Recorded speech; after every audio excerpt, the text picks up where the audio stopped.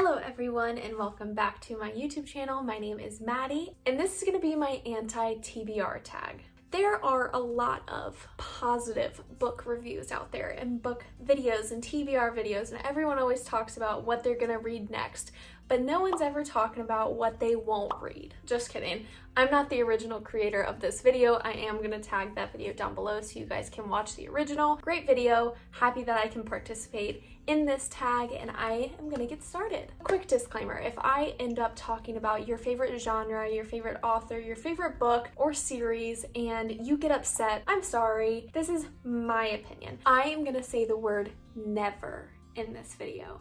But I have very strong feelings towards the word never. I will say like, oh, I'll never read that, or I'll never read this author or that genre. I'll never pick it up. But that's a lie. I don't really like saying the word never. Who knows? Maybe in 5, 10, 20 years from now, I'll be like, you know that author that I said I would never read? I kind of want to read them. So just because I'm saying that I won't read them now, or because of this video, like they're my anti-TBR, I'm never reading them, that's bullshit. I'll probably read some in the future, probably in the next like 2 years, definitely won't read. So I might end up remaking this video down the line, but for now, these are books that I don't plan to read anytime soon, and I really can't see myself reading them ever, but if I do, then I do, so don't take my word for the word never. But I'm gonna use it anyway. So, a popular book that everyone loves, but you will never read. The Invisible Life of Addie LaRue.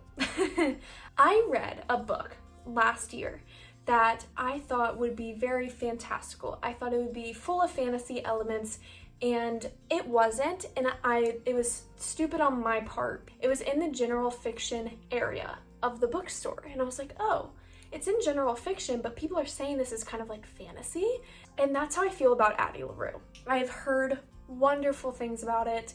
I love V.E. Schwab. I love her books. I've read multiple, but this book just does not seem up my alley.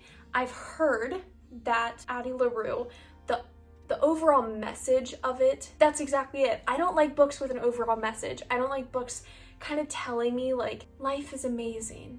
Like don't like wish for something, you know, those little stupid messages. I'm not a fan of that in books. And I think that this book, like the book that I read last year that was in the general fiction section of the bookstore, it gave me this perception that, oh, I'm going into this book, it's gonna be good, maybe like some romance, it's gonna be a good fantasy book, and you go into it and there's a life lesson out of it, and I'm not a fan of those. I don't really want books telling me how to live my life. So the next question, we're gonna talk about this genre a lot in this video because I'm very anti this. Classic books that I have no desire in reading. You want a specific book, but I'm just gonna go out and say it. I will never, ever read a classic book for enjoyment. I am scarred from classic books from high school. I went to a private all-girls Catholic school who drilled in classic books to my brain and made us annotate, made us write essays, which is great. I mean, I'm not gonna lie, I didn't enjoy it in high school and I won't enjoy it now, and I think it just gives me PTSD. Like I see a classic cover and I just wanna vomit. So no, any classic book I will never pick up. Like I did that disclaimer at the beginning where I was like, I'll never say never, but like really, never will I read a classic book for enjoyment. The next two questions I am going to pair together. I have a little card, okay? Don't make fun of me. It's an author you have no interest in reading and an author you won't read again. Now, I wish I could take this book back. Like I wish I hadn't read it. It's beautiful writing. I don't blame the author I do blame the author because she wrote the book, but the writing is good. The writing's great, but her stories and her books seem to be a little too much, and that is Hanya Yanagihara. I read A Little Life and I didn't rate that book. I read it. It broke my heart. I wish I could take it back. I wish I could hit undo on that book. Like I really wish I didn't read it. And I wish I would have like DNF'd it, but I just kept reading. And she's an author that I wish I'd never read. And she is an author that I probably won't read from again. And she does have a new release, I think, called In Paradise that just came out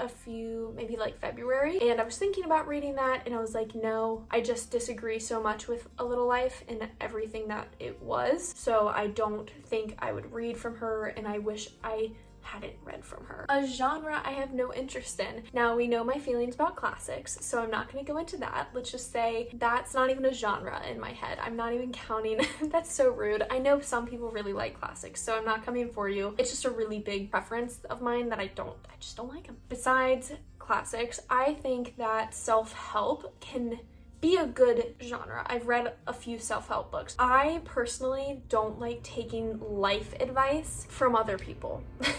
I want to live my own life. I want to handle my stress by myself. I want to handle my financial issues by myself. I want to handle my fitness by myself. Like, that's all my stuff. That's very personal to me. It sometimes can be personalized. I can completely say that self-help books can be personalized and like if I were to read a self-help book right now, I could probably gain something from it, but it's probably a genre that I just don't ever really feel like picking up or going towards. And again, I've read self-help before. I've picked up certain popular books and haven't had issues with them. Now the next one's kind of tricky. It's a book that I have bought but will never read. This is my physical TBR right here. It's pretty small, but I'm moving soon, so it makes sense for it to be small. Like, I don't want to have too many books to move. On this shelf, I'm gonna read all of them eventually, and I bought them, but I do have one, and it is Unravel Me. I bought this when I bought Shatter Me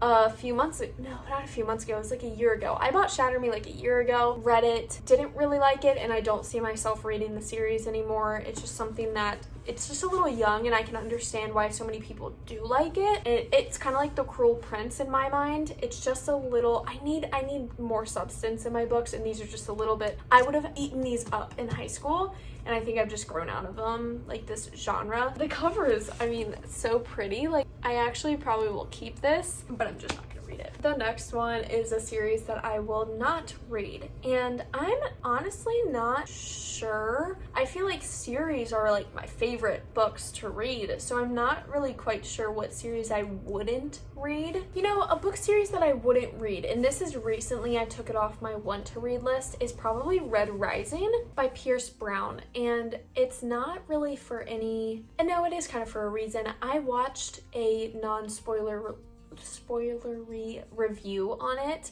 and it really turned me off. And you know, I think that a lot of people will judge me for that and be like, you should like read it anyway, you know, their opinion's not yours. And I agree, I totally agree, but it just, that sci-fi genre, love sci-fi, absolutely love science fiction, and would pick it up. I just don't see myself in the near future or even in the next few years reading it. It's just, there's so many other books that are on my TBR that just seems like a series that wouldn't be on my top at all. And it's not, I took it off of my Goodreads want to read. So if that tells you anything, it's definitely a series that I'm not interested in reading. A series I DNF'd, there's actually been two, but I'll just talk on one.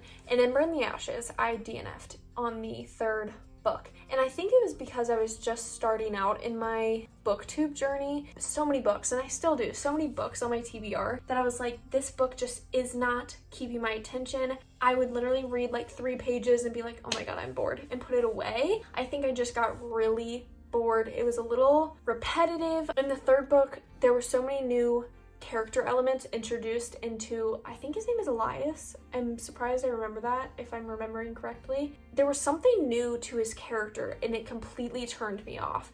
So I did not enjoy the third book, and I ended up DNFing halfway through. It's not a series that I would pick up again. That is it for this video. I know it was really shorter than my usual, but thank you guys for tuning in. I hope I didn't hurt too many feelings. Please leave a comment down below if you agree or disagree with me. I would love to hear your opinions. All of my links are linked down below. All of my links are down in the description below. If you guys want to use them and support me, thank you guys for tuning in. I will see you guys next week.